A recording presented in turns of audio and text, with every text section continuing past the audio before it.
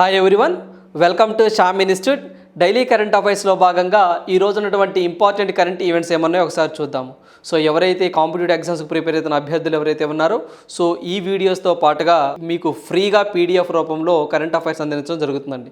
ఏదైతే మనకి Shyam institute Telegram channel ఉంటుందో సో దాంట్లో ఏ రోజు కరెంట్ అఫైర్స్ ఆ రోజు అనేది మీకు పీడిఎఫ్ రూపంలో ప్రొవైడ్ చేయడం జరుగుతుంది. ఆ అవకాశాన్ని కూడా ఉపయోగించుకోండి. సో దీంట్లో భాగంగా మనం ఫస్ట్ వన్ చూసినట్లయితే సో ఇక జగనన్న సురక్ష అని చెప్పేసి ఒక కార్యక్రమానికి ఆంధ్రప్రదేశ్ ప్రభుత్వం శ్రీకారం చుట్టడం జరిగిందండి. సో మనము ఏదైతే ఈ యొక్క జగనన్న సురక్ష అనే ఒక కార్యక్రమం ఉంటుందో ఈ కార్యక్రమానికి ముందర జగనన్నకు చెబుదాం అనే ఒక కార్యక్రమాన్ని జగన్మోహన్ రెడ్డి గారు ప్రారంభించడం జరిగిందండి. సో మనకి మే 9, 2023న సో మనకి మే 9 2023న జగనన్నకు చెబుదాం అనే కార్యక్రమాన్ని జగన్మోహన్ రెడ్డి గారు క్యాంప్ ఆఫీస్ అంటే సీఎం క్యాంప్ ఆఫీస్ నుంచి ప్రారంభించడం జరిగింది. సో మెయిన్గా ఈ జగనన్నకు చెబుదాం కార్యక్రమానికి అనుసంధానంగా జగనన్న సురక్ష అనే ఒక కార్యక్రమాన్ని తీసుకొస్తాము. సో 1 నెల వరకు ఈ కార్యక్రమాన్ని మేము చేపడతాము అని చెప్పి చెప్తున్నారండి. అంటే ఫస్ట్ మనము జగనన్నకు చెబుదాము, జగనన్న సురక్ష, అదేవిధంగా గడప గడపకు అని చెప్పేసి ఒక కార్యక్రమాన్ని తీసుకురావడం జరిగిందండి వాళ్ళు. సో ఈ మూడింటిని అనుసంధానం చేస్తూ ఈ యొక్క కార్యక్రమాన్ని చేపడతామని చెప్పి చెప్తున్నారు. అంటే ఫస్ట్ ఈ యొక్క జగనన్నకు చెబుదాం కార్యక్రమం ముఖ్య ఉద్దేశం ఏంటి అంటే ఏవైతే ఈ యొక్క ఆంధ్రప్రదేశ్ గవర్నమెంట్ చేపడుతున్నటువంటి సంక్షేమ పథకాలు ఏవైతే ఉన్నాయో లబ్ధిదారులకు కరెక్ట్ వేలో వెళ్తున్నాయా లేదా, అంటే చిట్ట చివరికి బెనిఫిట్ పొందుతున్నారు లేదా ప్రజలు అని చెప్పేసి తెలుసుకోవడం కోసము ఈ యొక్క జగనన్నకు చెబుదాం అనే కార్యక్రమాన్ని చేపట్టడం జరిగింది. అంటే ఫర్ ఎగ్జాంపుల్ ఎవరికైనా రేషన్ కార్డులు రాకపోవటంలో కానీ అంటే అర్హత ఉండి సో రేషన్ కార్డు పొందకపోవటం కానివ్వండి, అదేవిధంగా పెన్షన్ సదుపాయము రాకపోవటం కానివ్వండి, అదేవిధంగా ఏదైనా క్యాస్ట్ సర్టిఫికేట్ కానివ్వండి, బర్త్ సర్టిఫికేట్ కానివ్వండి, ఇలాంటి జారీ చేసే వాటిలో ఆలస్యం జరిగినా, లేదైనా క్యాస్ట్ సర్టిఫికేట్లో ఏమైనా ఇబ్బందులు ఉన్నా, లేదా అమ్మఒడి కానివ్వండి, ఇలాంటివి గవర్నమెంట్ పథకాలు ఏవైనా లబ్ధిదారులకు చేకూరకపోతే అర్హత ఉండి అండి సో అది ఎందుకు చేరలేదు ఏంటి అని చెప్పేసి ఈ యొక్క జగనన్నకు చెబుదాం అనే కార్యక్రమాన్ని శ్రీకారం చుట్టారు. ఈ జగనన్నకు చెబుదాం కార్యక్రమాన్ని మే 9, 2023 ప్రారంభిస్తూ ఒక టోల్ ఫ్రీ నెంబర్ ఒకటి చెప్పారు. సో 1902 అనే టోల్ ఫ్రీ నెంబర్ కూడా వాళ్ళు ఇవ్వటం జరిగింది. అంటే మన సమస్యని ఈ ఫోన్ నెంబర్కి కాల్ చేస్తే సో మనకి ఒక వైఎస్ఆర్ ఐడి అని చెప్పేసి ఒకటి వస్తుందండి. సో వైఎస్ఆర్ ఐడి అని చెప్పేసి ఒక నెంబర్ ఇస్తారు మనకి. అంటే వైఎస్ఆర్ అంటే అబ్రివేషన్ కూడా మనం గుర్తుంచుకోవాలి ఇక్కడ. సో మనకి ఏదైతే వైఎస్ఆర్ అనగానే ఎడుగూరి సందిపాటి రాజశేఖర రెడ్డి ఏమో అనుకుంటారు, అది కాదండి. సో వైఎస్ఆర్ అంటే మనకి ఇక్కడ యువర్ సర్వీస్ రిక్వెస్ట్ ఐడి అని చెప్పేసి అంటామండి. అంటే యువర్ సర్వీస్ రిక్వెస్ట్ ఐడి అని చెప్పేసి మనకి ఒక ఐడి నెంబర్ వస్తుంది. ఆ ఐడితో ఎప్పటికప్పుడు మన సమస్య ఎక్కడ దాకా వచ్చింది ఏంటి అని చెప్పేసి మనం ట్రాకింగ్ చేసుకుంటూ ఉండొచ్చు.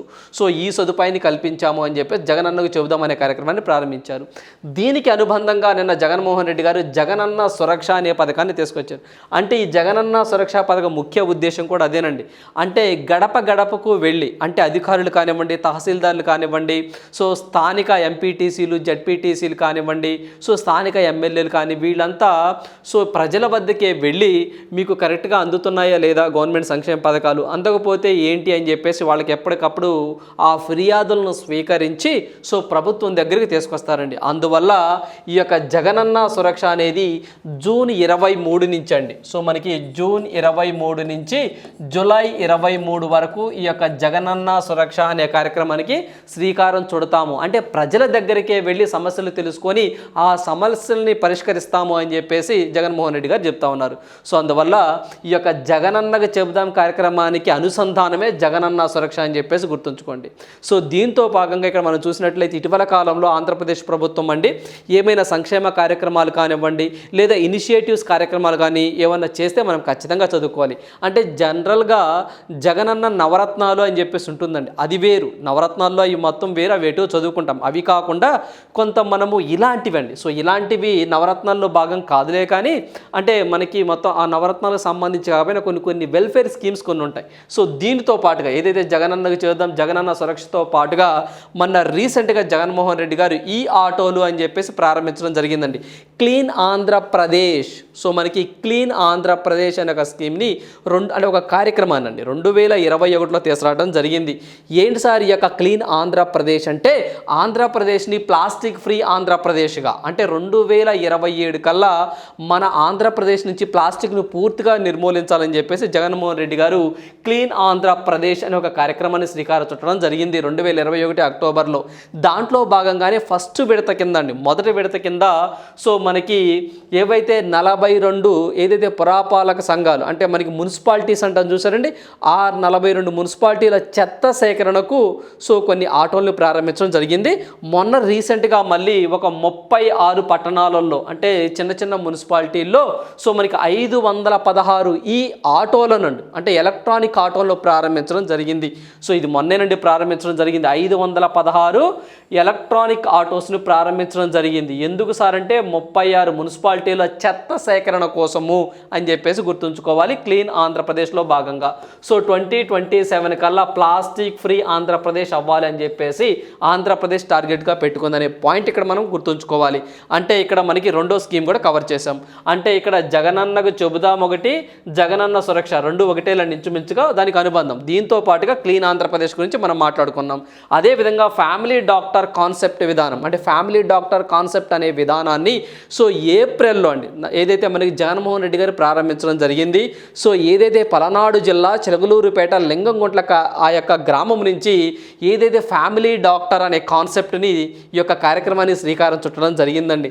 అంటే ఏవైతే ప్రతి గ్రామానికి కూడా నెలలో 2 సార్లు 104 వాహనాలండి, 104 వాహనాలు వచ్చి ప్రజలకు వైద్య సదుపాయాన్ని అందించే కార్యక్రమాన్నే సో మనకి ఫ్యామిలీ డాక్టర్ కాన్సెప్ట్ అంటాము. ఏప్రిల్ 6, 2023 నుంచి దీన్ని రాష్ట్ర వ్యాప్తంగా అమలు చేయడం జరిగింది.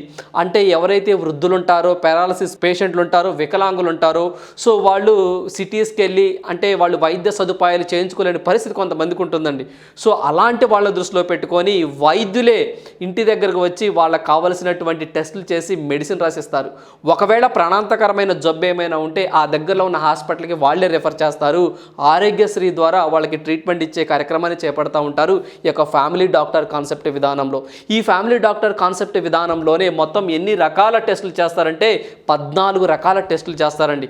105 రకాల మందులు కూడా మనకి ఫ్రీగా ప్రొవైడ్ చేస్తుంది ఆంధ్రప్రదేశ్ గవర్నమెంట్. ఈ ఫ్యామిలీ డాక్టర్ కాన్సెప్ట్ విధానంలో మొత్తము 260 104 వాహనాలను కూడా ఇటీవల కాలంలో మన జగన్మోహన్ రెడ్డి గారు ప్రారంభించడం జరిగిందనే పాయింట్ ఇక్కడ మనం బాగా గుర్తుంచుకోవాలి. ఇలాంటివి ఎగ్జామినర్ ఎక్కువగా అడగడానికి ఆస్కారం ఉన్నాయి. ఎందుకంటే మనము 2018 ఆ టైంలో మనం చూసినట్లయితే గ్రూప్ 2 ఎగ్జామ్లో ఏదైతే మనకి చంద్రన్న పెళ్లి కానుకు సంబంధించి అడిగిన సందర్భాలు ఉన్నాయి ప్రీవియస్లో. అదేవిధంగా పసుపు కుంకుమ కాన్సెప్ట్ గురించి మాట్లాడితే ఈ పసుపు కుంకుమ కార్యక్రమం క్రింది వాటిలో ఎవరికి ఇస్తారు అని అడిగిన సందర్భాలు ఉన్నాయి.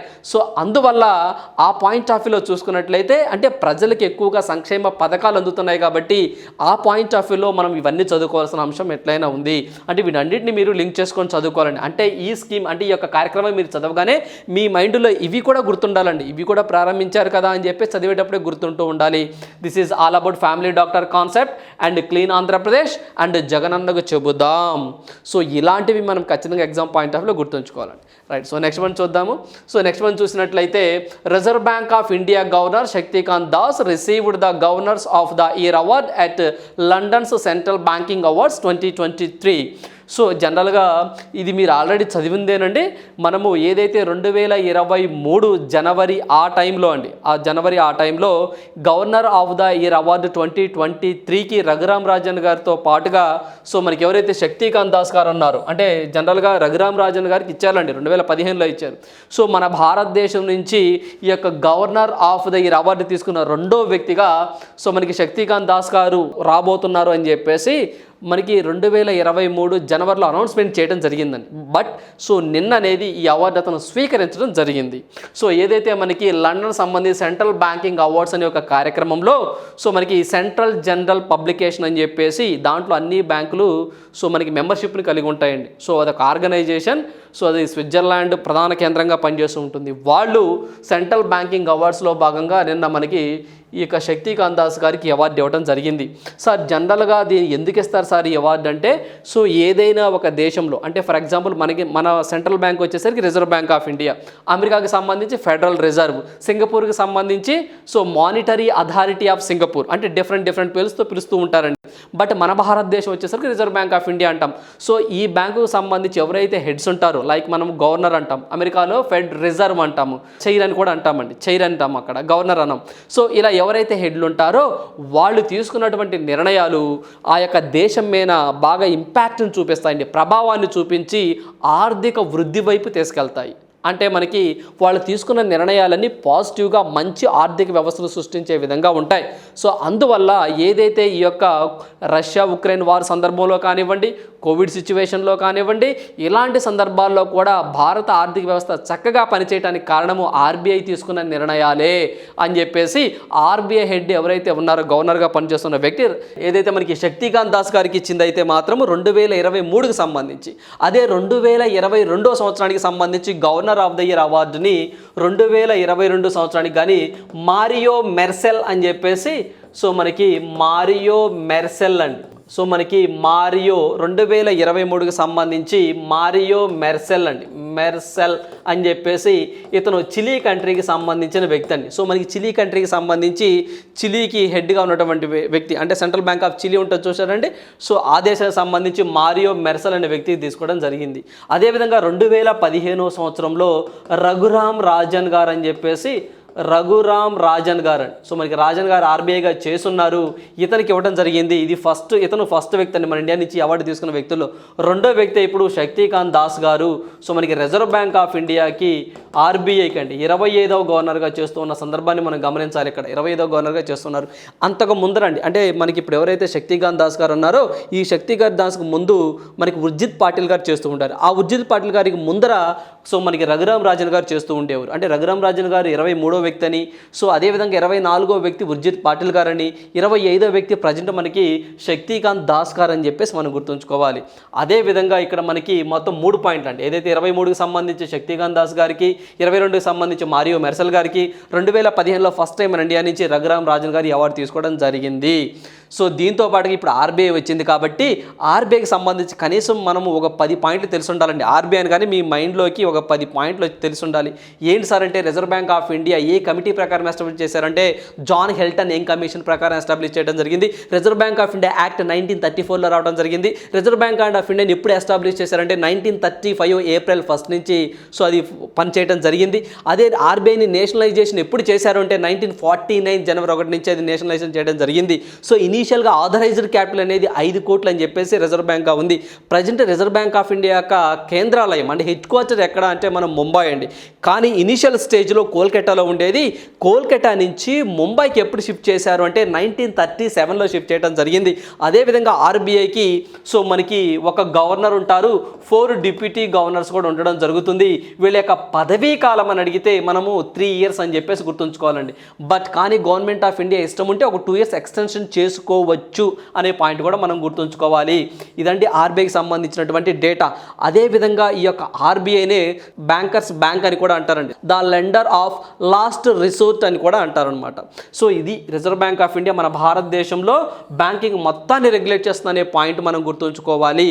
దీనికి సంబంధించి మనం ప్రీవియస్ ఎగ్జామ్లో కూడా ఎంపీసీ మానిటరీ పాలసీ కమిటీకి సంబంధించి కూడా ప్రతి 3 నెలలకు ఒకసారి వీళ్ళు మెజర్మెంట్ చేస్తారని చెప్పేసి, సో యొక్క ఏదైతే మనకి మానిటరీ పాలసీ కమిటీ ఉంటుందో దీనికి హెడ్గా ఎవరు ఉంటారంటే సో ఆర్బీఐ గవర్నరే ఉంటారనే పాయింట్ కూడా ఇక్కడ మనం లింక్ చేసి చదువుకోవాలండి. అంటే జనరల్గా ఇది మనం కరెంట్ ఎకానమీని లింక్ చేసుకుంటే ఎకానమీని లింక్ చేసుకొని బ్యాంకింగ్ సెక్టర్ సంబంధించి ఆర్బీఐ అనే విషయాలు వస్తే ఇవన్నీ కూడా మన దగ్గర ఉండవలసినటువంటి పాయింట్స్. సో నెక్స్ట్ వన్ చూద్దాము. సో నెక్స్ట్ వన్ చూసినట్లయితే ఆత్రేయపురం పూతరేకులకు భౌగోళిక సూచి అని చెప్పేసి, ఆత్రేయపురం పూతరేకులు అని చెప్పేసి మీ అందరికీ తెలిసిందేనండి, బాగా ఫేమస్ కూడాను. సో ఇది వచ్చేసరికి జిఐ అంటే జియోగ్రాఫికల్ ఇండికేషన్ ట్యాగ్ను పొందడం జరిగింది. మీరు చదువుకునే ఉన్నారండి. ఏదైతే మనకి 2023 జనవరి డిసెంబర్ అంటే 2022 డిసెంబర్ కానివ్వండి 2023 జనవరి ఆ టైంలో ఆత్రేయపురం రేకులు జిఐ ట్యాగ్ అప్లై చేశారు అని చెప్పేసి మీరు చదువుకున్నారు. ఇప్పుడు అనేది చేశారు, బట్ ఇప్పుడు పర్మిషన్ ఇవ్వడం జరిగిందండి. సో మీ అందరికీ తెలిసిందే ఏదైతే మనకి జియోగ్రాఫికల్ ఇండికేషన్ గూడ్స్, సో మనకి రిజిస్ట్రేషన్ అండ్ ప్రొహిబిషన్ అని చెప్పేసి జిఐ యాక్ట్ అని చెప్పేసి అంటామండి. 1999లో యాక్ట్ రావడం జరిగింది. ఏదైతే మనకి దీనికి సంబంధించి 99లో యాక్ట్ రావడం జరిగితే 2003 సెప్టెంబర్ నుంచి ఇది ఫోర్స్లోకి రావడం జరిగింది. జనరల్గా ఈ యొక్క జిఐ ట్యాగ్ ఏ మినిస్ట్రీ కింద పనిచేస్తుంటే మినిస్ట్రీ ఆఫ్ కామర్స్ కింద పనిచేస్తుంది. ఈ యొక్క జిఐ అంటే జియోగ్రాఫికల్ ఇండికేషన్ సంబంధించినటువంటి హెడ్ క్వార్టర్ ఎక్కడ అంటే చెన్నై, తమిళనాడులో ఉంటుందండి. దాని యొక్క కేంద్రాలయం చెన్నై, తమిళనాడులో ఉంటుంది. వన్స్ ఒకసారి జిఐ ట్యాగ్ పొందినటువంటి గూడ్ ఏదైతే ఉంటుందో, ఆ ప్రొడక్ట్ ఏదైతే ఉంటుందో దాని యొక్క వ్యాలిడిటీ ఎన్ని సంవత్సరాలు అడిగితే 10 years అని చెప్పేసి మనం గుర్తుంచుకోవాలి. అసలు మామూలుగా అయితే జిఐ ట్యాగ్ అసలు ఎందుకు ఇస్తారు సార్ ఈ జిఐ ట్యాగ్ అంటే, ఏదైనా ఒక వస్తువుకి భౌగోళికంగా గుర్తింపునివ్వడం కోసం, ఆ వస్తువు కల్తీ కాకుండా ఉండడం కోసం జిఐ ట్యాగ్ ఇస్తూ ఉంటారు. అంటే ఆ జిఐ ట్యాగ్ పొందాలి అంటే సో ఆ ప్రోడక్ట్ అక్కడే ఆరిజిన్ అయినట్టు, పుట్టినట్టు ప్రూఫ్ చూపించాలండి. సో అలా మనకి ప్రూఫ్ చూపిస్తేనే సో వాళ్ళు జిఐ ట్యాగ్ ఇస్తారు. అందువల్ల ఈ ఆత్రేయపురం అనేది సో ఏదైతే మనకి భారతదేశంలో ఏ జిల్లాలో ఉందని చెప్పేసి అడగడానికి కూడా ఆస్కారం ఉంటుంది. మీ అందరికీ తెలిసిందే. సో వచ్చేసరికి డాక్టర్ బిఆర్ అంబేద్కర్ కోనసీమ జిల్లాగా అంటే పేరు మార్చడం జరిగిందండి ఇటీవల కాలంలో. సో దానికి కొత్తగా బిఆర్ అంబేద్కర్ కోనసీమ జిల్లాగా ఆత్రేయపురానికి చెందిన ఏదైతే మనకి ఆర్థర్ కాటన్ పూతరేకుల సహకార సంఘం అండి. సో వీళ్ళు పూతరేకులు బాగా తయారు చేస్తూ ఉంటారు. సో మనకి ఏదైతే మనకి ఆర్థర్ కాటన్ పూతరేకుల సహకార సంఘం వీళ్ళు దరఖాస్తు చేస్తే దీనికి జిఐ ట్యాగ్ రావడం జరిగింది.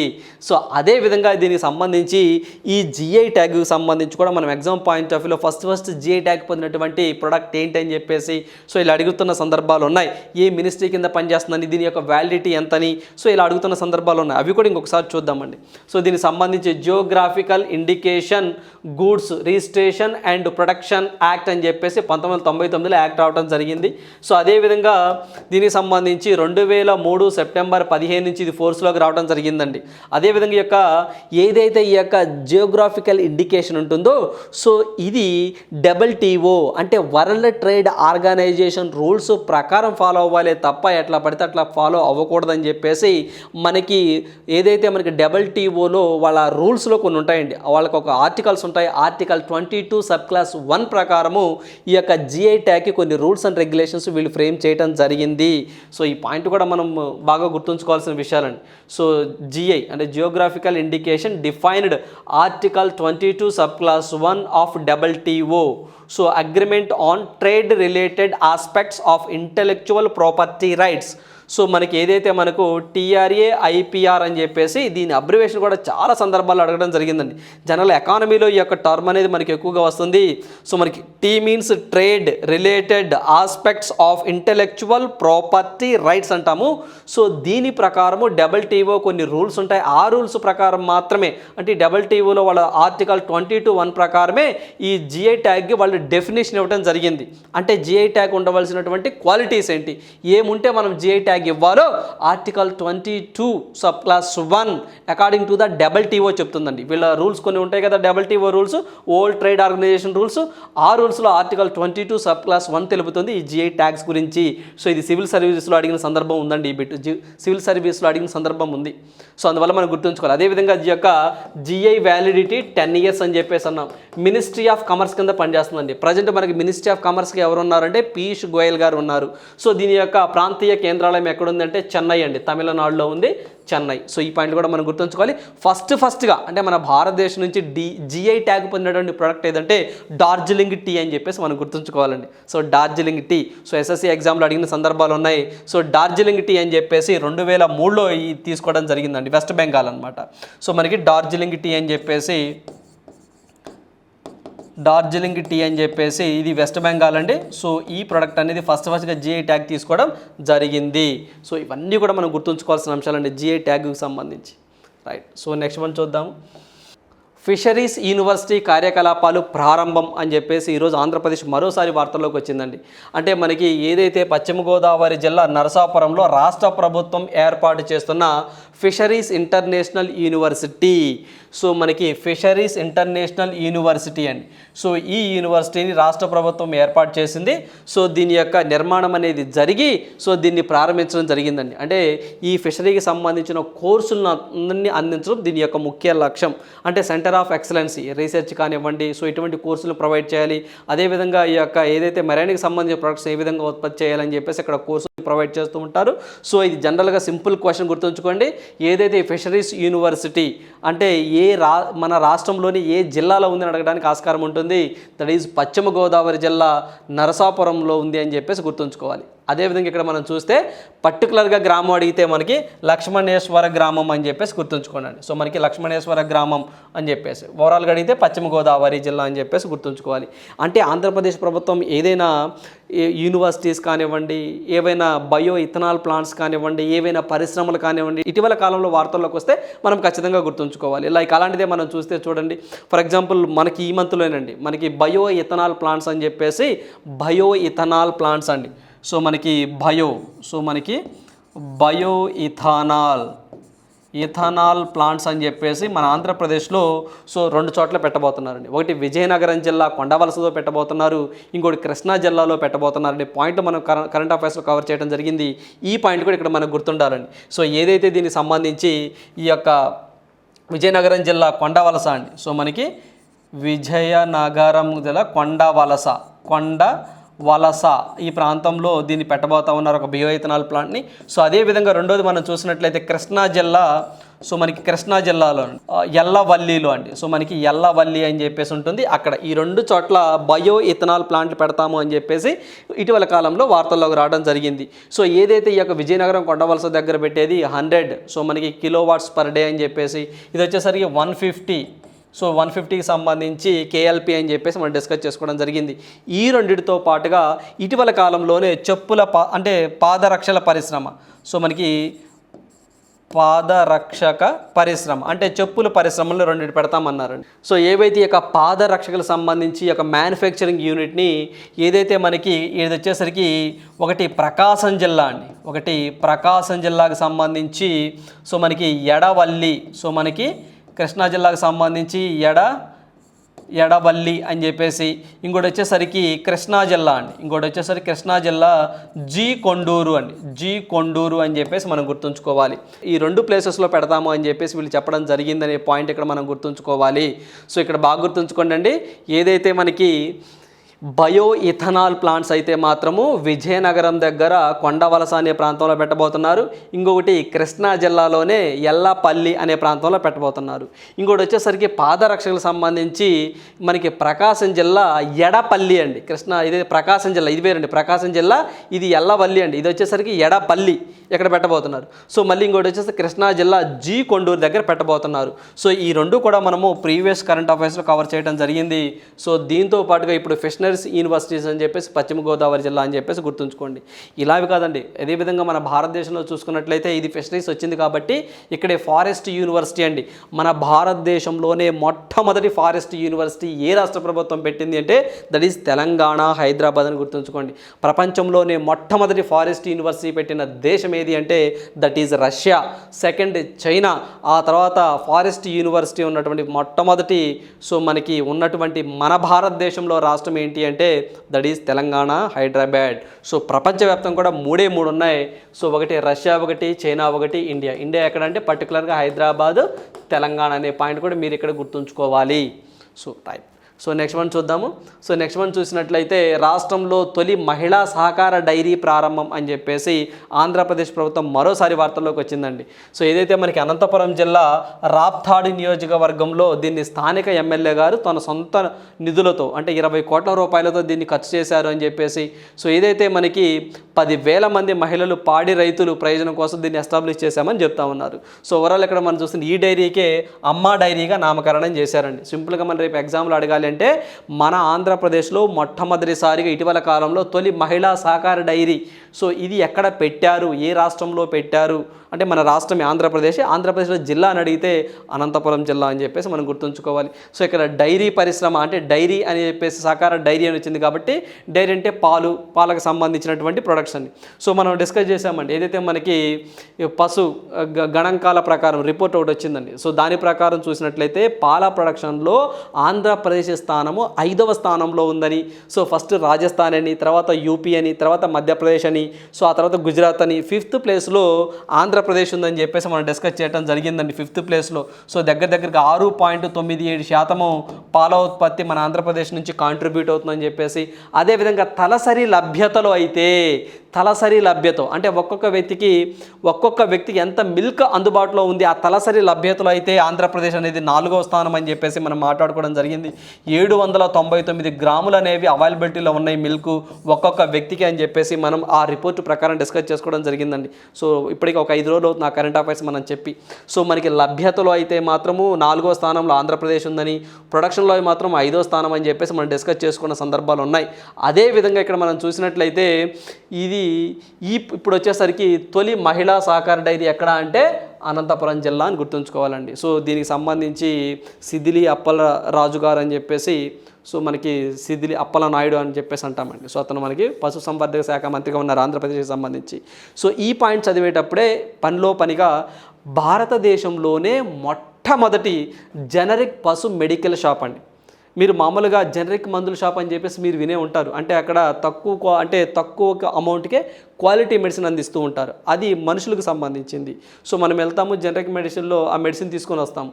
అట్లానే పశువులకి ఏమైనా మెడిసిన్ అవసరమైతే తక్కువ ధరలకే నాణ్యమైన మెడిసిన్ పశువులకు అందించాలనే లక్ష్యంతో భారతదేశంలోనే మొట్టమొదటిసారిగా పశు జనరిక్ మెడికల్ షాప్ని ఆంధ్రప్రదేశ్ ప్రభుత్వం ఏర్పాటు చేయడం జరిగింది. ఎక్కడ సార్ అంటే విజయవాడలో ప్రారంభించడం జరిగిందండి. ఆ పాయింట్ కూడా ఈ యొక్క డైరీ రంగానికి సంబంధించింది కాబట్టి అది కూడా మనం ఇక్కడ గుర్తుంచుకోవాలండి. దేశంలోనే మొట్టమొదటి మనకి పశు జనరిక్ మందుల షాప్ అండి. ఎక్కడ అంటే విజయవాడ. గుర్తుంచుకోండి, మన భారతదేశంలోనే మొట్టమొదటిది ఇది ఇలా పశువులకు పెట్టడం. ఈ పాయింట్ ఒకటి కవర్ చేయాలి. ఈ మిల్క్ ప్రొడక్షన్లో ఆంధ్రప్రదేశ్ స్థానాన్ని కవర్ చేశాము. అట్ ద సేమ్ టైం తొలి మహిళా సహకార డైరీ కవర్ చేశాము. సో మనకి అనంతపురం జిల్లా. సో వీటితో పాటు కింద మనం ఒకసారి బ్యాక్ వెళ్దాం. ఇక్కడ మనం చూసినట్లయితే ఇక్కడ బయో ఇథనాల్ ప్లాంట్స్, పాదరక్షకల ప్లాంట్లు, అదేవిధంగా మనకి ప్రపంచంలోనే మనకి ఫారెస్ట్ యూనివర్సిటీ ఎక్కడ అంటే మన భారతదేశంలో మొట్టమొదటి ఒకటి హైదరాబాద్, తెలంగాణ. సో ఇక్కడ కూడా ఇవి గుర్తుంచుకోవాలండి. రైట్. సో నెక్స్ట్ వన్ చూద్దాము. 4.3% పెరిగిన సముద్ర ఆహార ఎగుమతులు అని చెప్పేసి మరోసారి ఈరోజు మెరైన్ ప్రొడక్ట్స్ అని వార్తల్లోకి రావడం జరిగిందండి. అంటే 2022-23లో 66,000 కోట్లకు చేరింది ఈ యొక్క మెరైన్ ప్రొడక్ట్స్. అంటే మన భారతదేశం నుంచి ఏవైతే రొయ్యలు కానీ, పీతలు కానివ్వండి, చేపలు కానివ్వండి, సో వీటి యొక్క ప్రొడక్షన్ అనేది బాగా పెరుగుతూ ఉంది. సో అది 2022-23 ఆర్థిక సంవత్సరంలో, గత సంవత్సరంలో 66,000 కోట్లకు చేరింది అని చెప్పేసి మనకి వాణిజ్య శాఖ మంత్రి అంటే కమర్స్ మినిస్ట్రీ పీయూష్ గోయల్ గారు ఒక స్టేట్మెంట్ ఇవ్వడం జరిగింది. అదేవిధంగా మన భారతదేశం నుంచి ఏవైతే ఎగుమతులు ఉంటాయో మెరైన్ ప్రొడక్ట్స్, ఏ దేశానికి ఎక్కువగా ఎగుమతి చేస్తున్నాము అంటే దట్ ఈజ్ ఫస్ట్ అమెరికా అండి. అంటే భారత సీ ఫుడ్కు అమెరికా, చైనా దేశాలు ప్రధాన దిగుమతిదారులుగా ఉన్నాయి. అంటే మనం ఎక్కువగా అమెరికాకి ఎగుమతి చేస్తున్నాం, తర్వాత చైనాకి ఎగుమతి చేస్తున్నాం. ఇలాంటివి కూడా అడుగుతానికి సందర్భాలు ఉన్నాయండి. సో మన కరెంట్ ఎకానమీలో ఇలాంటివి ఇప్పుడున్న రీసెంట్గా మనం కొన్ని ప్రీవియస్ పేపర్లు చూసినట్లయితే ఇలాంటి ఎక్కువగా అడుగుతూ ఉన్నాం. అదేవిధంగా మన భారతదేశం నుంచి తయారైనటువంటి మెడిసిన్స్ అండి, ఫార్మాస్యూటికల్ అంటాము. మన మెడిసిన్ ఏ దేశానికి ఎక్స్పోర్ట్స్ అవుతున్నాయి అంటే ఎక్కువగా అమెరికాకి ఎక్స్పోర్ట్ అవుతున్నాయనే పాయింట్ ఇక్కడ మనం గుర్తుంచుకోవాలి. అదేవిధంగా ఇక్కడ మనకి ఏదైతే ఈ యొక్క మెరైన్ ప్రొడక్ట్స్ వచ్చినాయి కాబట్టి సముద్ర ఉత్పత్తులు, భారతదేశంలోనే ఈ యొక్క మెరైన్ ప్రొడక్ట్స్ని ఎక్కువగా ఉత్పత్తి చేస్తున్న రాష్ట్రం ఏది అంటే that is Andhra Pradesh. 40% marine products అనేవి మన భారతదేశం అంటే మన ఇండియా నుంచే, మన ఇండియాలో మన ఆంధ్రప్రదేశ్ నుంచే ఎక్కువగా కాంట్రిబ్యూట్ అయ్యే పరిస్థితి ఉందని పాయింట్ గుర్తుంచుకోవాలండి. అందువల్ల మెరైన్ ప్రొడక్ట్స్లో రాష్ట్రాల వారీగా చూస్తే అంటే ఇందులో మనం మిల్క్ చూస్తే మనం ఎంతంటే మిల్క్ ప్రొడక్షన్లో 5వ ప్లేస్లో ఉన్నాం కదా. ఎట్లానే సముద్ర ఉత్పత్తుల్లో అంటే చేపలు, రొయ్యలు ఇలాంటి వాటి ఉత్పత్తుల్లో దేశంలోనే ఆంధ్రప్రదేశ్ మొదటి స్థానంలో ఉందనే పాయింట్ ఇక్కడ మీరు గుర్తుంచుకోవాలి. రైట్. సో నెక్స్ట్ వన్ చూద్దాము. సో నెక్స్ట్ వన్ చూసినట్లయితే వింబుల్డన్ ప్రైజ్ మనీ పెంపు. వింబుల్డన్ అండి మీ అందరికీ తెలిసిందే.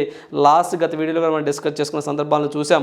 ఆస్ట్రేలియన్ ఓపెన్, ఆ తర్వాత మనకి ఆస్ట్రేలియా తర్వాత మనకి ఫ్రెంచ్ ఓపెన్, ఫ్రెంచ్ తర్వాత నెక్స్ట్ వింబుల్డన్ జరగడానికి సిద్ధంగా ఉంది. వింబుల్డన్ తర్వాత మనకి యుఎస్ ఓపెన్. సో వీటిల్లో మీ అందరికీ తెలిసిందే ఆస్ట్రేలియన్ ఓపెన్ చూసినట్లయితే మనం లాస్ట్ టైం జోకోవిచ్ విన్ అయ్యారని చెప్పేసి, సో మనకి గ్రీస్ కంట్రీకి సంబంధించి సిట్సిపాస్ మీద విన్ అయ్యారని చెప్పేసి మాట్లాడుకున్నాం. అదేవిధంగా మన జరిగినటువంటి ఫ్రెంచ్ ఓపెన్ అండి, మన జరిగినటువంటి ఫ్రెంచ్ ఓపెన్లో కూడా జోకోవిచ్చే విన్ అయ్యారు. సో ఎవరి మీద విన్ అయ్యారంటే కాస్పరస్ రడ్ మీద విన్ అవడం జరిగింది. అదేవిధంగా ఉమెన్ కేటగిరీలో చూసుకున్నట్లయితే మనము ఇగా స్వియాటెక్ అని చెప్పేసి పోలాండ్ కంట్రీకి సంబంధించిన ఆమె అండి. సో మనకి ఫ్రెంచ్ ఓపెన్ విన్ అవడం జరిగింది. సో ముకావ్ అంటే కరోలినా ముకావ్ అని చెప్పేసి చెక్ రిపబ్లిక్ కంట్రీకి సంబంధించిన ఆమె విన్ అవడం జరిగిందని చెప్పేసి మనం డిస్కస్ చేసాం. నెక్స్ట్ వింబుల్డన్ అనేది నెక్స్ట్ మంత్లో జరగబోతుంది అని చెప్పేసి మనం చేసుకున్న సందర్భాలు ఉన్నాయి. సో నెక్స్ట్ అనేది వింబుల్డన్ జరగాల్సి ఉందండి. అయితే ఇది ఎందుకు వార్తల్లోకి వచ్చేసారంటే దీని యొక్క క్యాష్ ప్రైజ్ అనేది పెంచడం జరిగిందండి, ఇంక్రీజ్ చేయడం జరిగింది, అందువల్ల వార్తల్లోకి వచ్చింది. సో జనరల్గా ఈ పాయింట్ ఇక్కడ గుర్తుంచుకుంటే నెక్స్ట్ రేపు ఎండ్ ఆఫ్ ద డే అంటే మ్యాచ్ జరిగి అన్నీ అయిపోయిన తర్వాత సింగిల్స్ కానీ ఇలాంటివి ఉంటారు కదండి, అప్పుడు ఈ పాయింట్ అక్కడ యాడ్ చేసుకోవాలి. సో ఇక్కడ మనం చూస్తే అంతకుముందు సింగిల్స్ విజేత ఖాతాలో 24,43,00,000 వస్తాయి అని చెప్పి చెప్తున్నారండి. అంటే ఓవరాల్ ఇక్కడ మనం చూస్తే 23,50,000 పౌండ్లు మన భారత కరెన్సీలోకి వచ్చేసరికి 24,43,00,000 అండి విజేతలకి. అంటే ఎవరైతే మనకి సింగిల్స్లో విన్నర్ ఉంటారో చూసారా వాళ్ళు. ఒకవేళ రన్నర్ ఉన్నారనుకోండి, అంటే ఓడిపోయిన వ్యక్తి ఉంటారు కదా, దాంట్లో ఆఫ్ ఇస్తారండి. దాంట్లో దగ్గరగా 12,20,00,000 దాకా రఫ్గా. సో అంటే దాంట్లో ఆఫ్ ఇస్తారు రన్నర్కి. అదేవిధంగా ఇది జూలై 3 నుంచి 16 వరకు జరుగుతుంది. సో ఇది జూన్ కదండి, నెక్స్ట్ మంత్ ఇది ప్రారంభం అవబోతుందనే పాయింట్ గుర్తుంచుకోండి. అంటే అంతకుముందు మనకి ఏదైతే 23,50,000 పౌండ్లు, అంతకుముందు గతంలో మనకి 20 లక్షలు మాత్రమే ఉండేదండి. ఇప్పుడు దగ్గరగా 3,50,000 పౌండ్స్ అనేవి పెంచడం జరిగింది. అందువల్ల ఇది వార్తల్లోకి వచ్చింది. క్యాష్ ప్రైజ్ కూడా అడిగిన సందర్భాలు ఉన్నాయండి. మనం చూస్తే లాస్ట్ టైం మనము ఏదైతే ఈ యొక్క ఫ్రెంచ్ ఓపెన్ ఉంటుందో, ఈ యొక్క ఫ్రెంచ్ ఓపెన్ మనం చూసినట్లయితే సో ఫ్రెంచ్ కానివ్వండి ఆస్ట్రేలియా కానివ్వండి చూస్తే 20,41,00,000 అని చెప్పేసి మనం డిస్కస్ చేసుకోవడం జరిగిందండి. సో అలా అంటే ఎక్కువగా దీన్ని ఆ క్యాష్ ప్రైజ్ కూడా మనం ఖచ్చితంగా గుర్తుంచుకోవాలి అనే పాయింట్ ఇక్కడ మనకు గుర్తుండాలి. సో ఇక్కడ ఓవరాల్గా వింబుల్డన్ ఎంత అంటే 24,43 కోట్లు విన్నర్కి. ఇలా కాకుండా మిగతా ఉంటాయండి. అంటే జనరల్గా మనకి లీగ్స్ అంటే స్టార్టింగ్లో సెమీఫైనల్ కానివ్వండి, అంతమంది లీగ్ మ్యాచెస్ కానివ్వండి వాళ్ళకు కూడా ఉంటుందండి. కానీ మనకి అల్టిమేట్గా కావాల్సింది ఏంటంటే సో సింగిల్స్ విజేతే ఎక్కువగా అడుగుతూ ఉంటారు. సో మళ్ళీ దాంట్లో డిఫరెంట్ కేటగిరీస్ ఉంటాయి, అవన్నీ అవసరం లేదు. సో ఇది గుర్తుంచుకొని సరిపోతుంది. సో ఈ మ్యాచ్ వచ్చినప్పుడు దాని గురించి ఏమైనా అప్డేటెడ్ విషయాలు ఉంటే మళ్ళీ మనం అక్కడ డిస్కస్ చేద్దాం. సో నెక్స్ట్ మనం చూద్దాము. Cormac McCarthy author of the road dead. So ఎవరైతే మనకి ఈ యొక్క కరోమాక్ మెకార్తీ అని చెప్పేసి ఉన్నారో ఈయన అమెరికన్ రైటర్ అండి. సో మనకి అమెరికన్ రైటర్, ఇతను నిన్న చనిపోవడం జరిగిందండి. సో ఇతను ద రోడ్ అనే ఒక నావెల్ కూడా రచించడం జరిగింది. సో జనరల్గా ఇతను 2005 సంవత్సరంలో అండి, అంటే మనకి ఇతను వచ్చేసరికి 2005 సంవత్సరంలో so no country for old man అని చెప్పేసి no country for old man అని చెప్పేసి ఒక నావెల్ రచించాడండి. ఆ తర్వాత 2006 సంవత్సరంలో ద రోడ్ అనే ఒక నావెల్ రచించాడు. అంటే ఈయన రచించిన వాటిలో ఇవి బాగా ఇంకా ఉన్నాయండి, బట్ ఇవి బాగా ఫేమస్. అంటే ఇతను చనిపోయే ముందు ఏదైతే లాస్ట్ది ద రోడ్ ఉంటుందో దీనికి పులిజర్ అవార్డు విన్ అవ్వడం జరిగింది ఇతను. అందువల్ల దీన్ని మనం ఎక్కువగా ఫోకస్ చేసి చదువుకోవాలి. సో ఇది వచ్చేసరికి ఇది 2006లో పబ్లిష్ అయితే 2007 సంవత్సరంలో ఇతనికి 2007 సంవత్సరంలో పులిజర్ అవార్డు అని చెప్పేసి అవార్డు రావడం జరిగింది ఇతనికి. సో అందువల్ల ఎవరైనా ఒక వ్యక్తి చనిపోయినప్పుడు అతను ఏ రంగానికి సంబంధించిన వ్యక్తి, దేశానికి లేదా ఏ రాష్ట్రానికి సంబంధించిన వ్యక్తి అని చెప్పేసి, అదేవిధంగా అతనికి ఏమైనా అవార్డ్స్ వస్తే ఆ అవార్డ్స్ ఏ ఇయర్లో వచ్చినాయో కూడా మన ఎగ్జామ్ పాయింట్ ఆఫ్ వ్యూలో చూడవలసిన ఆవశ్యకత ఎంతైనా ఉంది. ఎందుకంటే గత ప్రీవియస్ పేపర్లో అడిగిన సందర్భాలు ఉన్నాయి అలా. సో అందువల్ల ఇతను చనిపోయాడు కాబట్టి ఇతనికి పులిజర్ అవార్డు ఏ సంవత్సరంలో వచ్చిందని అడగొచ్చు, 2007. ఏ నోవెల్కు వచ్చిందని చెప్పేసి అడగొచ్చు, ద రోడ్. లేదా ఇతను లాస్ట్ నోవెల్ ఏంటి అని అడగొచ్చు, ద రోడ్ ఏనండి. సో 2006తో సో ఇతను లాస్ట్ నోవెల్ ఇదే. సో ఇతను చనిపోవడం జరిగింది, అమెరికా రైటర్. రైట్. సరిహద్దు భద్రతా దళం BSF కొత్త డైరెక్టర్ జనరల్గా ఎవరు నియమితులయ్యారు అని చెప్పేసి అడుగుతున్నారండి. అంటే మీ అందరికీ తెలిసిందే బోర్డర్ సెక్యూరిటీ ఫోర్స్కి ఇటీవల కాలంలో కొత్తగా డైరెక్టర్ జనరల్ ఒక వ్యక్తి వచ్చారు. అతని పేరేంటి అని అడుగుతూ ఉన్నారు. సో మీ అందరికీ తెలిసిందే. సో అతని పేరు వచ్చేసరికి నితిన్ అగర్వాల్ అండి. సో మనకి నితిన్ అగర్వాల్ అని చెప్పేసి సో ఇతను బోర్డర్ సెక్యూరిటీ ఫోర్స్కి నూతనంగా వచ్చినటువంటి డైరెక్టర్ జనరల్. రైట్. సో ఇవండి ఈరోజున్న ఇంపార్టెంట్ కరెంట్ అఫైర్స్. సో ప్రతి ఒక్క అభ్యర్థి కూడా మీ ప్రిపరేషన్ ఎక్కడ ఆపవద్దండి. సో మీ ప్రిపరేషన్ కంటిన్యూ చేస్తూ ఉండండి, ఖచ్చితంగా మీకు విజయం అనేది లభిస్తుంది. So thank you, all the best.